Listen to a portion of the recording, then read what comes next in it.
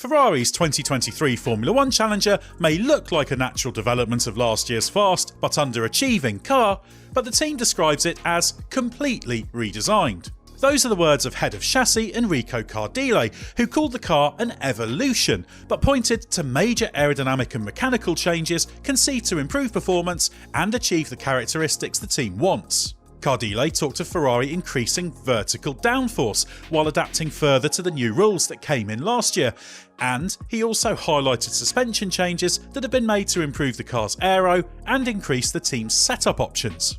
It's too early to say whether Ferrari has achieved these objectives, given it so far only had a 15km demonstration run at Fiorano. But given the speed of last year's car, an improved version of its visually distinctive concept, combined with a reliable power unit package, it could be enough to make Ferrari a genuine championship contender. The Ferrari SF23 follows the same aerodynamic template of the 2022 car, rather than going with the trend of others in copying Red Bull's design. The radiator intake and the undercut at the front corner of the side pod have been optimised, but have not significantly changed. Ferrari has compacted the side pod under the radiator inlets and extended the upper shoulder, moving some radiator area upwards and rearwards to create that space. That, and the vortex shedding front wing slot gap separators, more on those later, suggests they are trying to feed the inlets more aggressively than before. But the radiator rearrangement is not so extensive as to require the rear exit cooling cannons seen on Red Bull last year, and many others this year. The side pod front corner undercut is a bit more aesthetically pleasing than last year. It's not quite as vertical an outer body surface, which will be more sympathetic to airflow direction changes. The front wheel angle in fast corners compared to slow corners creates a massive difference in the airflow in this area. Given Charles Leclerc has talked of the desire to have more consistent characteristics across a range of corner speeds, this is a significant change. He described this aspect of last year's car as open, as in the characteristics varied too much. Ferrari also retains the distinctive scalloped shape of the top surface of the side pods, or the bathtub shape if you prefer. The side pod top surface shape is not quite as dramatic as last year. The exit louvers just beyond the top section of the radiator will improve the efficiency of the cooling in this area. Note also the lower side impact protection cone, which is just under the Shell logo. This remains fairly high compared to rivals, as last year. What also stands out is the amount of unpainted carbon fibre on the surfaces to save a few crucial grams of weight. That shows the 798 kg minimum weight limit is still very difficult to hit. The front wing is different to last year's. It has the now common full-width slot gap between the front element and the second element. The trailing edge of the rear flap of the front wing is fairly consistent going outboard, then drops away fairly quickly from the inside of the front tyre. This will offer reasonably consistent airflow between the insides of the front wheels and the chassis, with differing front wing angles in that area. With this quick drop off, it will generate as much outwash as possible, as the flow coming off the top surface of the front wing connects up to the tyre squirt, which is the airflow that is squeezed out as the front wheel rotates onto the track surface. Together with these vanes turning airflow outboard, Ferrari has been focusing on maximising outwash. This is something these regulations have strived to minimise, and our technical expert Gary Anderson suggests the FIA will be taking a close look at these vanes.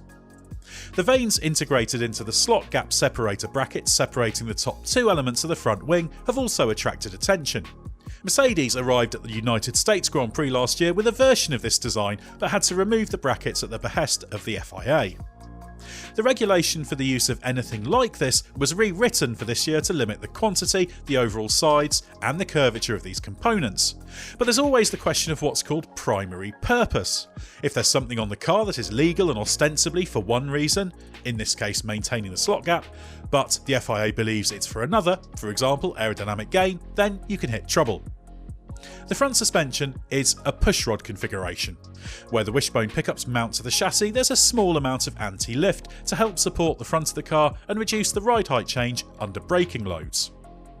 The steering track rod is low down in front of, but slightly higher than, the forward leg of the lower front wishbone. The rear suspension is a pull rod design, as last year.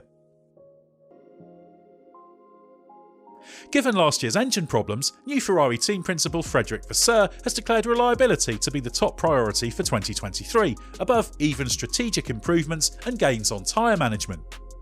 Ferrari had multiple power unit failures in the early stages of last season, notably for Charles Leclerc while leading in Spain and Azerbaijan, and Carlos Sainz while running second in Austria. That led to Ferrari being forced to run the engine package below its optimum performance, particularly in how hard the turbo was worked, to ensure reliability. More on how much that could be worth in terms of lap time in a moment. Vasseur said the engine has hit its targets as hoped in dyno running and says that based on that, it's all okay. But it will only be once the car racks up the miles in Bahrain that Ferrari can be certain it has solved its problems. Given F1's power unit freeze kicked in last year, Ferrari hasn't been able to develop the engine. But accessing its full performance will confer a performance gain as Ferrari will be able to push it harder, while permission will have been sought to make tweaks for reliability reasons, as is allowed under the rules. Ferrari's head of power unit Enrico Cardile is hopeful progress has been made on its reliability Achilles heel. He indicated the focus was on the V6 engine and the electric motors, and said Ferrari has also revised its assembly procedures. Ferrari already had potentially the most potent engine in F1 last year. If its reliability problems have been solved, it will finally be able to make the most of that performance. With an improved version of a concept that proved stunningly fast, at least in qualifying, last year, and better reliability, Ferrari could be a formidable package. That's why there's a real sense of optimism at Ferrari, as our man on the ground in Maranello for the launch, Scott Mitchell-Malm, explains.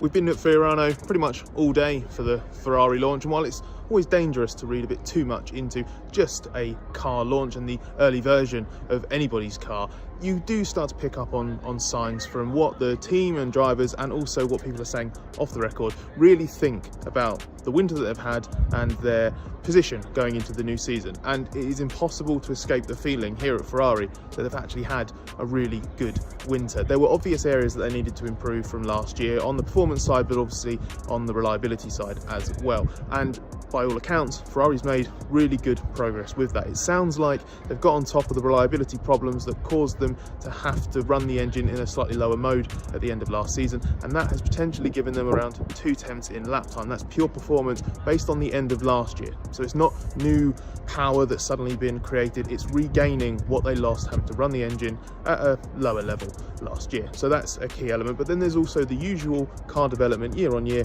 that teams always prioritise. Ferrari seem very happy in this regard as well. Both Charles Leclerc and Carlos Sainz talking very positively about balance changes and improved characteristics on the simulator. And in the very few laps, very few kilometres that they've managed here at Fiorano today, that seems to validate what they've seen on the simulator. But we won't know for sure until they go to Bahrain. That was one of the key caveats that both drivers referenced when we heard from them. So we're not really going to get a strong idea until pre-season testing exactly where Ferrari stands, but unmistakably from this launch, there's a really strong vibe that Ferrari has had the winter that it wanted and is entering the new season in quite a strong position. Thanks, Scott. So some very positive signs for Ferrari there. If you're looking for more pre-season F1 content, make sure you check out our videos on two of the big midfield contenders to find out why there's plenty of optimism at Aston Martin, but very little at McLaren.